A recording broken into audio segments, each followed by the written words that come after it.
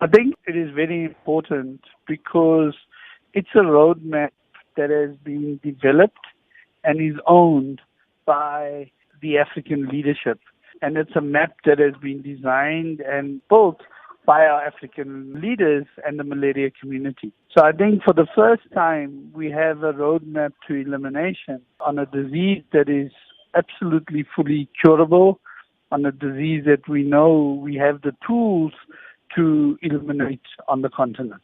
Why is malaria elimination a viable option in many African countries at this stage? I think it is a viable option because of the impact that it will have on those communities. You find that malaria has an unusually high number of deaths amongst children under 5. You find that malaria, the cases occupy an unusually high number of hospital beds in communities. And we know that the case for eliminating malaria is that for every $1 that we invest in malaria treatment and prevention, we actually get a $34 benefit.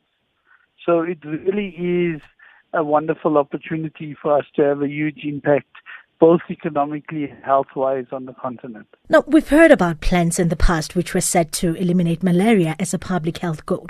What makes this roadmap different or unique? I think it's because we've reached a juncture where, for example, if you look at South Africa, we one of 3 Southern African countries that is expected to eliminate malaria by 2020. It is absolutely possible. We've seen Swaziland, who's the closest to elimination, and South Africa and Botswana, who very easily could reach their target by 2020.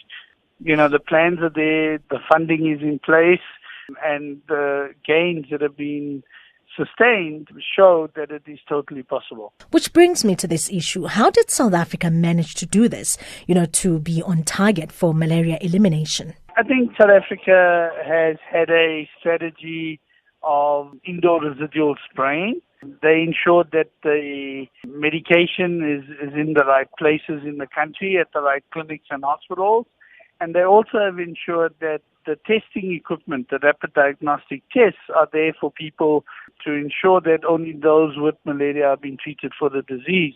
So I think that you would find that South Africa over the years has had a very well-coordinated malaria prevention program, and that we've seen a rapid and large-scale decrease in the number of cases over the last few years.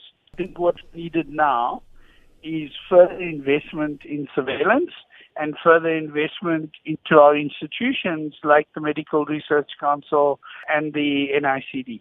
With this new roadmap, how important will it be now for leaders to redouble their efforts to sustain existing donor funding and, of course, ramp up domestic resources to ensure the success of the roadmap? I think it really is about increasing domestic resources to ensure that those benefits are sustained and to ensure that we're able to get to elimination. I think that is certainly of utmost importance. I think funding is one of the major challenges to the success of the roadmap. And all those involved and our leadership, they're fully aware of what the challenge is. I think by signing and agreeing to the Catalytic framework to end AIDS, TB and eliminate malaria in Africa by 2020, the endorsement by our leaders has shown their commitment to reach those goals.